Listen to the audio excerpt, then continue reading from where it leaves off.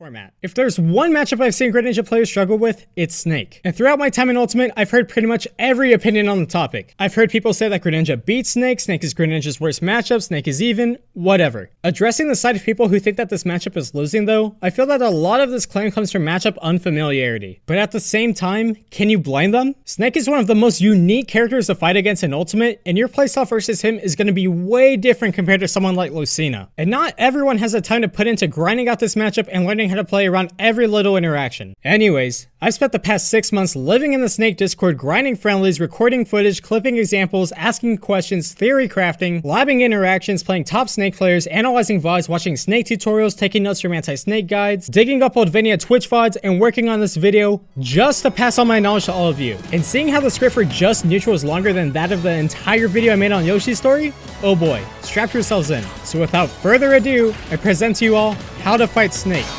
the movie.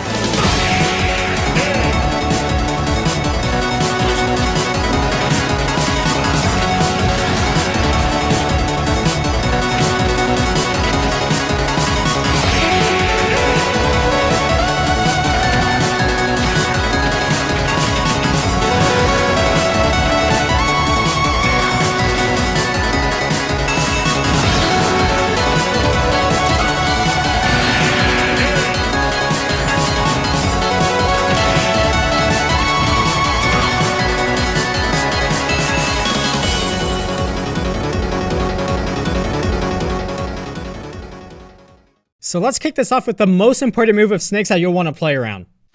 No, stop, I used that joke already. So from what I've seen of Greninja players, they either don't respect grenades at all, or they respect them way too much. And this mainly comes from them not knowing exactly what causes grenades to go off. So let's cover that really quickly. Starting on the frame that Snake pulls a grenade, it'll take 2.5 seconds for it to detonate. A lot of you guys might dismiss this as common knowledge, but you don't know how many times I've seen people still get hit by these things. Having a mental timer of how long it takes for grenades to go off is arguably the most important part of this matchup, because until these things explode, you have to realize they're not a threat at all. If Snake throws an uncooked grenade at you, you take, what, like 2 damage? And on top of that, there's no hit stun at all on these things. This pretty much means that Snake is putting himself into end life while you're free to choose any option whatsoever. That sounds like a pretty free approach to me. Okay, but what if Snake throws the grenade?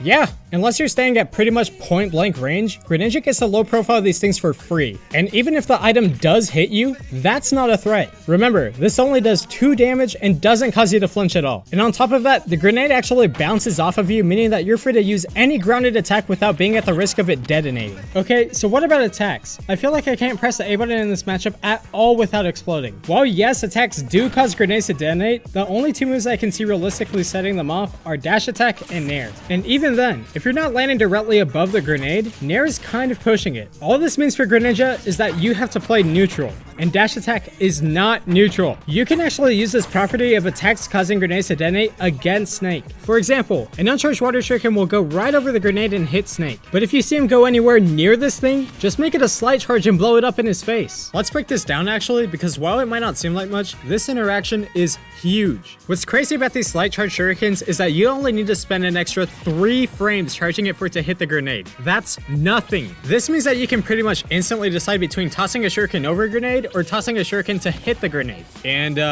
this shit combos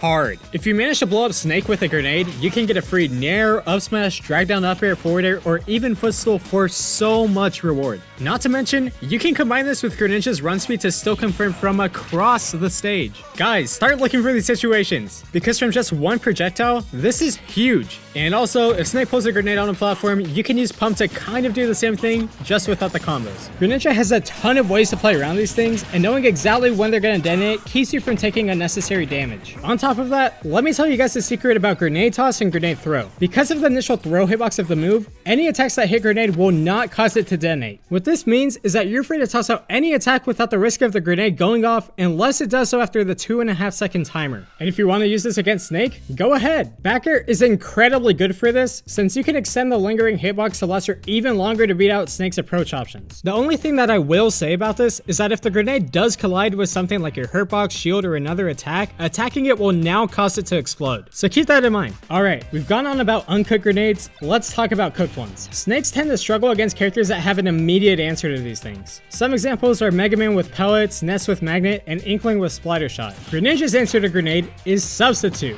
And oh man, this can do so much for him in the matchup. Since substitute automatically locks onto an opponent within a range of 4.5 training mode blocks, you essentially get a free hit by just countering one of these things. And remember how substitute doesn't scale with knockback? Even one of these tiny hitboxes from Snake just pulling a grenade. If he's above 100, that's essentially a free stop. And if you want the actual percents that this is guaranteed to kill Snake at, links in the description. Okay, so this sounds great at high percents, but what about at low to mid percents? This option is still pretty damn good. At low percents, a downward substitute can force a tech chase, essentially making it back air but with more range and invincibility frames. And as we know from here, you can cover all of Snake's options with a dash attack. At mid percents, this move gets even better. Snake's gameplay revolves around a lot of setups. Let me go ahead and set up an up smash, drop a grenade, detonate T4, and reset. Not sure if you noticed, but each one of these moves contains a hitbox. So if you want to take all of Snake's hard work away from him, screw it, you're over here now. And whenever you do activate counter, remember, this is a lingering hitbox with iframes. So if you see any grenades on the ground, you're free to drag Snake through them and set them off for pretty much 40% from one interaction. That's not to mention the angle that substitute sends at. If you choose to dive down, you'll be putting Snake at a pretty awkward angle to recover at. And from there, free edge guard. What I will say though is that you want to be careful with how you go about angling this move depending on the situation. If Snake's outside of counter range, don't try to aim towards him across the stage and get up tilted. And if he gets a setup going, remember that bouncing off of the ground causes you to immediately lose your iframes.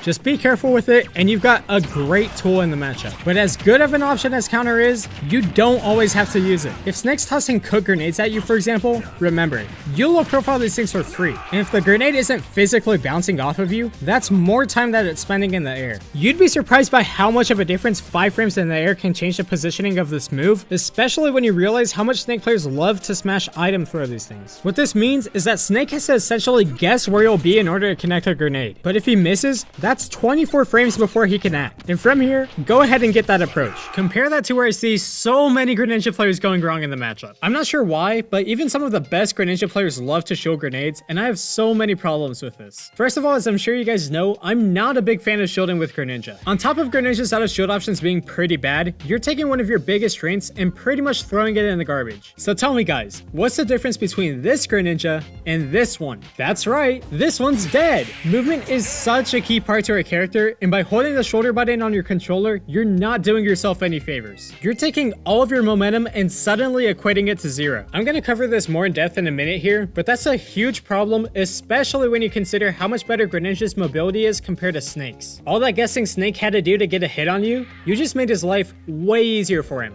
And this is the thing that I really don't like. Remember how I said that you can low profile grenades for free? Not anymore. Because you're in shield, grenades now have a surface to bounce off of. It might not seem like it, but dude, sippy zits. First of all, look at where this grenade is ending up. In front of you, floating slowly and controlling this entire area. You're taking the 5-frame window for the explosion to hit you and pretty much turning it into the entire fuse time of the grenade. Want to make that even worse? You just got hit by an attack on your shield. This means that now you have to spend 11 frames of shield drop before you can even dash away. Even if you jump, you're still putting yourself at the risk of exploding. So guys, I really want to drive this point home. This goes for Greninja in general, but it goes especially for Greninja in this matchup. Don't fucking shield. Not every character gets to low profile Snake's grenades the way you do. When one of your strongest counterplays to grenade includes just playing your character the way you normally should, please do that. Greninja isn't a shield character and he has some of the best mobility in the game for a reason. Start to recognize this interaction because it's going to be happening a lot in your games. Okay, there you go. Grenades in neutral.